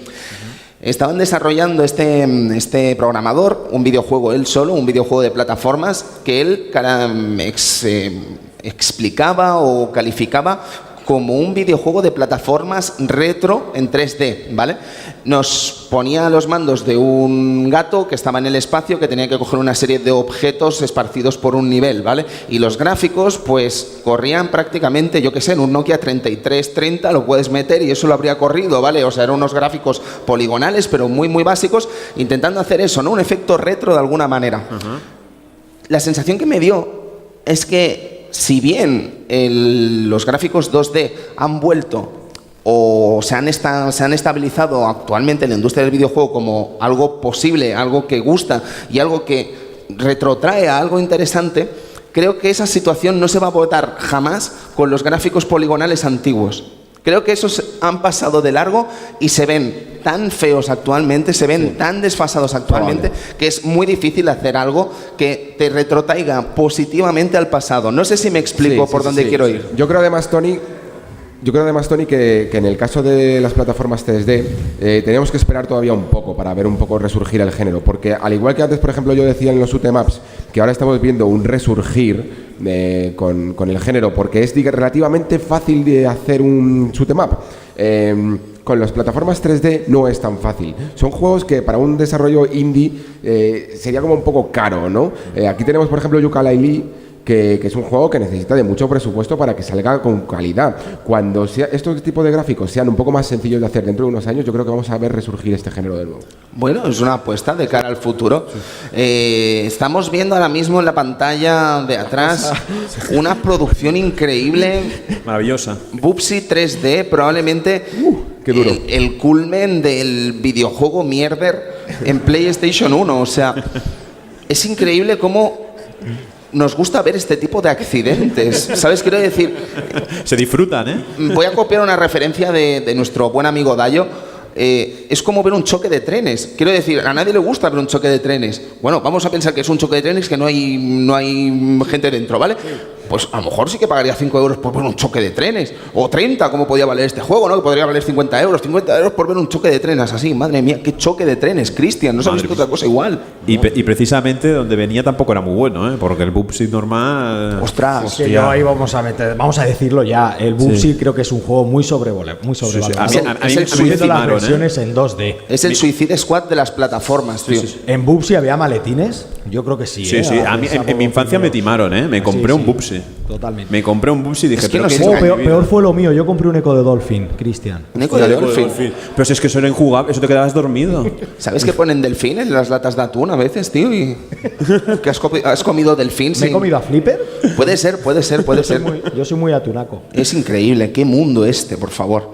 Bueno, plataformas 3D, ¿alguna cosa más que añadir, compañeros? A mí me gusta, vamos a hablar de las 2D también, que yo creo que, aunque ya lo comentaba Alex, es verdad que sí, al final no lo hemos metido quizá porque es un género que está como bien asentado, ¿no? está súper bien muerto. considerado. Y ahora mismo sí que tenemos joyas, está Rayman Legends, que fijaros, ¿no? Que al final han decidido el irse por ahí a lo que viene a ser ese plataforma 2D, haciéndolo escandalosamente bien, o sea, un juegazo, y demostrando también, pero también vamos a hablar de Sonic, por ejemplo. ¿Por qué no saben hacer ni siquiera en 2D un buen Sonic? Bueno, ya no no sé. en 3D, ¿no? Hay gente que le gustó mucho el Generations. Vale, compáramelo con... Hay gente que le gusta también... Vaya manera de decir, no me gustó. Compáramelo, vale, si me puedes decir, es un buen juego, vale, compáramelo Sí, bueno. con un Rayman Legends, compáramelo con un Ori and the Blind Forest o compáramelo con alguno de los monstruos que se están desarrollando ahora mismo en 2D. Es que le tienes mucho cariño, Rafa. Tenemos que enterrar el hacha de guerra con Sonic Generations y tenemos que abonarnos a Sonic Mania. Sí. ¿Tenemos fe en Sonic Mania? Hombre, muchísimo. A favor, votos a favor de Sonic Mania. Qué tontos somos todos. Venga, vamos a apostar, sí señor. Este es el bueno. Yo apuesto también. vamos a caer, vamos a caer. El efecto Sonic está en marcha de nuevo. ¿Quién lo ha reservado con la estatua? ¿Ves? Solo uno. Es que de boquilla todos decimos. Yo no me quiero arriesgar, Rafa. Yo confío, pero no quiero Está on poner... fire. Yo quiero juego físico. Fuera. Es como Shenmue. Yo quiero Shenmue 3, yo quiero Shenmue 3. ¿Quién ha pagado por Shenmue 3 al final? Es que todos aquí- Pero, Alfon, tú tienes que levantar la mano como 4 veces, cabrón. Durísimas declaraciones estas dos levantadas de mano, ¿eh? ¿A que sí? Es que todo el mundo dice, no, Shenmue 3, yo lo quiero. Shenmue 3 es un juego muy egoísta por parte de la gente que queremos este juego. Es un poco que nos da igual que os guste o no Shenmue 3. Sí. Lo que queremos es que nos guste a nosotros. No, si no digo eso, ¿no? Lo que vengo a decir es lo que comentabas, ¿no? Joder, sí, todo el mundo confía en tal. Vale, confiar, esto es como el chiste de, ¿sabéis cuál es la diferencia en unos huevos fritos con bacon? La diferencia entre la gallina y el cerdo. Que la gallina participa, pero el cerdo se implica, coño, ese se implica.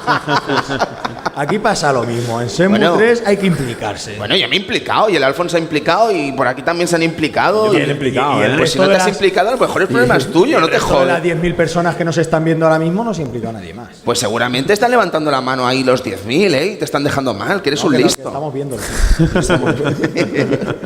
Bueno, compañeros, ahora sí que si os parece bien con este pequeño repasito sobre las 2D, ¿alguna cosita más que decir, chicos? Es vuestro momento. Shovel Knight es estupendo, sí. Bien, correcto, sí. New Super Mario Bros. El primero es lamentable, no entiendo cómo le pudo gustar a tanta gente. No vamos a hablar de esto. No, de Wii U? El 2 tampoco es el 2. ¿El de Wii U? No, el primero El de de DS. DS. El primero Vale. de DS. Nada, es otro debate, en fin. es otro. un elefante. Un elefante. Vamos a hablar de juegos musicales. ¿Qué ha pasado con Guitar Hero, chicos? Buah, qué muerte, ¿no? ¡Qué fuerte! Pero es que además ha sido una estrategia idiótica. Quiero decir, es que ¿quién podía esperar dentro de Activision? O sea, imaginaos Juan Activision, ¿no? El tipo que manda en Juan Activision, Activision. ¿vale? Juan. Dice, voy a sacar Guitar Hero. Va a ser un éxito, de nuevo. Sí, y entonces Pedro Madcats dice, pues mira, yo voy a sacar el Rock Band. Y dices, a lo mejor si coincidís es peor, ¿no? Quiero decir, a lo mejor alguien debería haber dado el brazo a torcer en esta batalla, ¿no? Pero lejos de dar el brazo a torcer, los lanzan y se estrellan los dos como otro choque de trenes que no habíamos visto en años, ¿no? Quiero decir, es en plan, ¿estaba la gente aburrida con Guitar Hero y Rock Band? Sí. ¿Sigue estándolo? Sí. ¿Está dispuesto a pagar 120 euros? No. O sea, ha sido un desastre completo. Lo curioso es que ¿Y la qué hacemos propia ahora con- Activision mató en su momento un poco voluntariamente Guitar Hero. Es como que exprimió todo lo que pudo la franquicia rápidamente y luego como que quiso ya abandonarla. Pero no sé si es que detectaron que había como una vuelta o un auge o algo y se equivocaron porque el juego con guitarra creo que costaba como de salida en 120 pavos, 120 euros y bajó a los 30 euros o 40 euros en cuestión de meses. Sí. Se rumorea que ahora en Game te pagan a ti porque te lo lleves. Yo lo he visto. La cosa, además, es que fijaos que lo que serían los juegos musicales han cambiado mucho en los últimos años. Yo no sé si habrá alguna esperanza de volver a ver renacer el género musical. Ya no quizás el tema de juegos de karaoke y el tema de juegos... Sí, a mí me gustaría algo como un Wendan, ¿no? Algo así. Sí. ¿Qué ha pasado con los Owendan? Porque luego está el juego este... Los Bemanis. Sí, no, los Bemanis no. Es un Owendan que es en plan Mugen, ¿vale? Que puedes meterle tus propias canciones. ¿Pero por qué juegas a esas cosas? Se juega un montón, Cristian. Se juegan millones de personas juegan eso. Juegan Vale. millones de personas. Es en plan Mugen o Stepmania, ¿sabes? El DDR.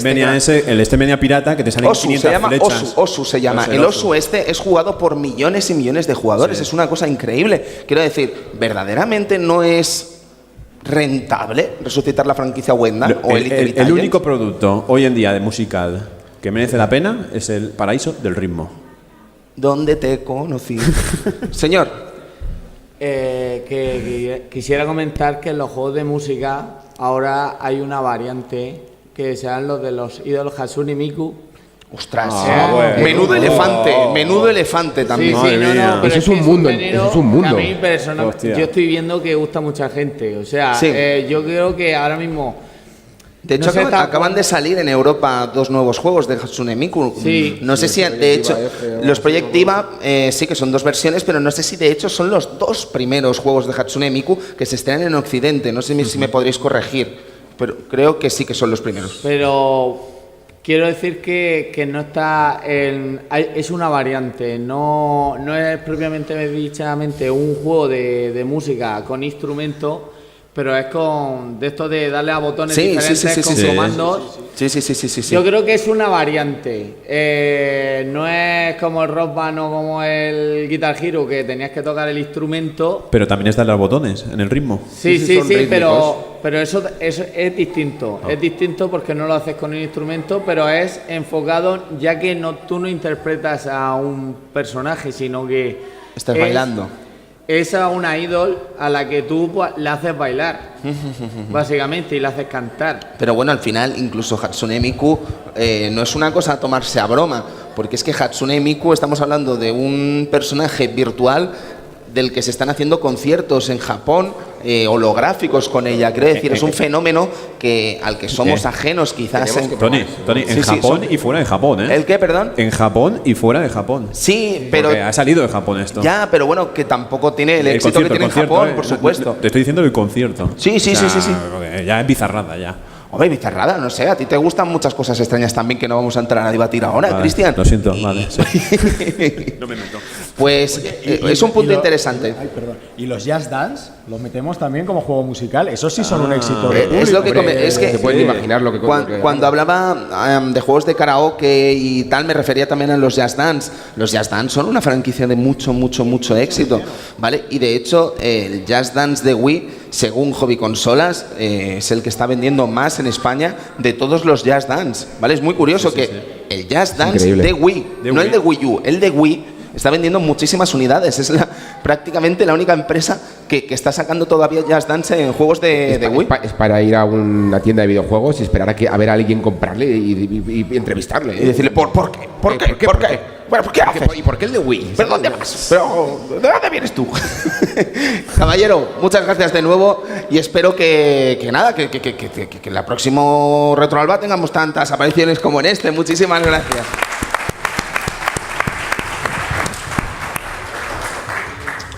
Creo que con esto llegaríamos al final de este programa del Club Vintage. Creo que podríamos sacar una serie de conclusiones para finalizar este programa. Os agradecemos a todos que hayáis venido, que espero que hayáis disfrutado de este ratito con nosotros. Espero que no os hagamos esperar tanto para la próxima vez. Pero, en fin, a modo de conclusión, caballeros, Rafa, ¿con qué nos quedamos de todos estos géneros y de todos estos repasos que hemos hecho a lo largo de esta última hora y pico? Hombre, que yo me quedaría sobre todo con que los juegos no solamente no están muertos algunos géneros, sino que lo que hay que hacer es ir modernizándolos, como ha pasado absolutamente con el cine o con cualquier otra de las artes, o con la pintura, o con la fotografía, que hay algunos que se saben adaptar mejor, que hay otros que se saben adaptar peor, o que hay otros que aún tenemos que esperar a que se dé la tecla. Como siempre, por ejemplo, no se ha hablado, ¿no? Pero quiero traerlo aquí un poco a colación. El nuevo Doom ha sido un juego que ha sabido actualizarse a los tiempos que corren ahora mismo de una manera bastante impresionante, y por lo tanto falta que alguien, pues no sé, tanto sea en Sonic o incluso con las aventuras gráficas, sea capaz de dar con la tecla y nos muestre una mezcla entre lo que era lo antiguo y lo que es lo moderno, lo suficientemente atractivas como para hacerle ganar dinero a una compañía, que al final es de lo que se trata, que las compañías que inviertan el dinero ganen y ya está. Amigo Cristian Sevilla. Sí.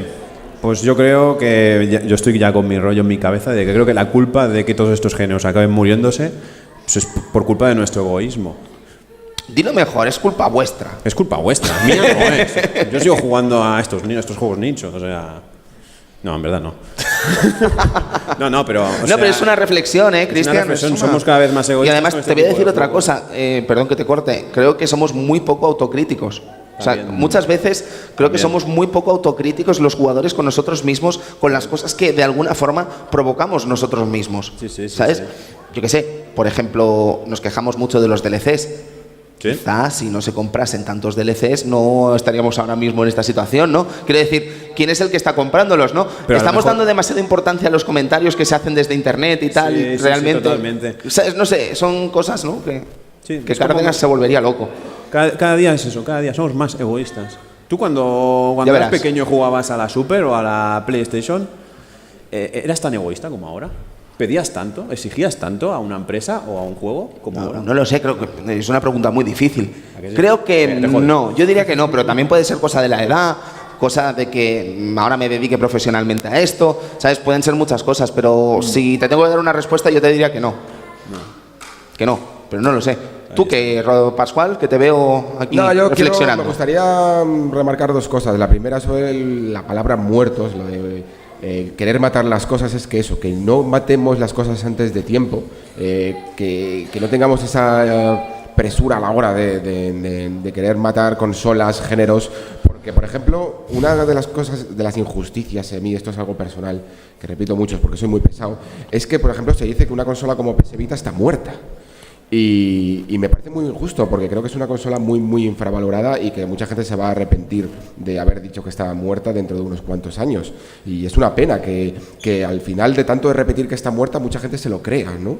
La segunda es que luego a través de ciertos juegos modernos, como por ejemplo estamos viendo ahora mismo Dark Souls o Nier Automata, que ya os dije antes que iba a volver a salir, vemos pequeños destellos de todos estos géneros y de todas estas mecánicas que hemos hablado en el debate de hoy, como por ejemplo hasta el punto de que Nier Automata te mete directamente una fase de shoot 'em up vertical, otra horizontal, otra hacia la cámara, y se queda tan pancho, de repente te pone la cámara en 2D, y estamos hablando de un juego que está teniendo a día de hoy notas de Metacritic de 94, o sea, que son buenos, que la gente los demanda, que a lo mejor no puedes hacer todo un Nier solo que de shoot 'em up, pero si puedes meter una fase, seguro que la gente te lo agradece. En Dark Souls, estábamos hablando antes de los picos de dificultad. Si metes estos picos de dificultad en ciertos jefes, la gente te lo agradece porque quiere esa recompensa que hemos perdido, ¿no? La echa de menos. Y está muy bien que juegos, incluso de la talla de valores de producción de estos juegos,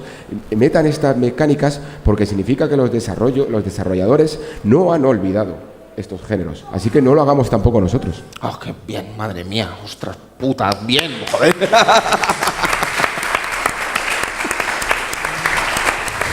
No querría acabar este Club Vintage sin mandar un afectuoso saludo a nuestro querido amigo Edu, que no ha podido venir en este Club Vintage, lo tendremos en el próximo seguramente, y si no, le mataremos. Y lo dicho, Retroalba, está siendo impresionante este evento.